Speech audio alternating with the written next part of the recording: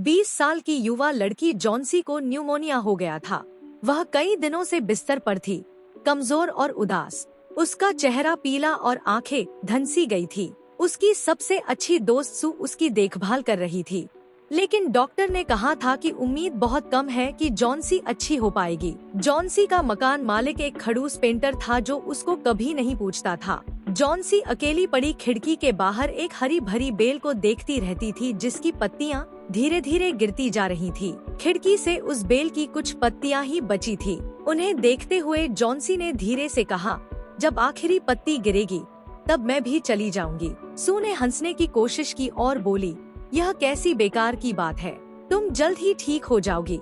लेकिन जॉन्सी ने हल्की आवाज में जवाब दिया, नहीं सू, मैंने गिन लिया है, कुछ ही दिन रह गए हैं। जब आखिरी पत्ती गिरेगी मैं भी चली जाऊंगी। सू घबरा गई, उसे कुछ समझ नहीं आया।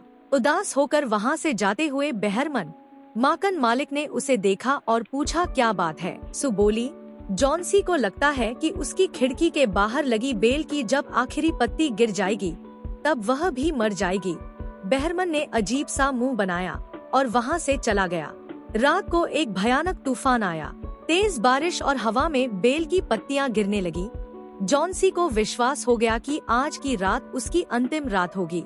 सुबह जब जॉन्सी की आंख खुली और उसने खिड़की से देखा तो बेल की एक पत्ती अभी भी बची थी और सूरज की रोशनी में चमक रही थी। जॉन्सी को विश्वास नहीं हुआ।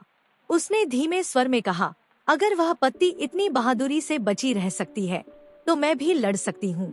बहुत दिन बीत गए लेकिन वो पत्ती नहीं गिरी। धीमे धीमे जॉन्सी की तबीयत सुधरने लगी और कुछ और दिन बीतने के बाद वो पूरी तरह ठीक हो गई। सू ने उससे एक दिन कहा, जॉन्सी तुम्हें कुछ बताना है। दोनों बाहर गए और जॉन्सी ने देखा बेल पूरी उजड़ी हुई है और उस पर एक भी पत्ती नहीं है। फिर उसने अपनी खिड़की पर एक पत्ती की पेंटिंग बनी हुई देखी। उसकी आंखों में आंसू थे। सू ने कहा, मिस्टर बहरमन ने रात भर बारिश में भीगकर तुम्हारे लिए ये पेंटिंग बनाई, कहाँ है वो? सू ने नाम आंखों से कहा, बारिश में भीगने की वजह से उन्हें निमोनिया हो गया।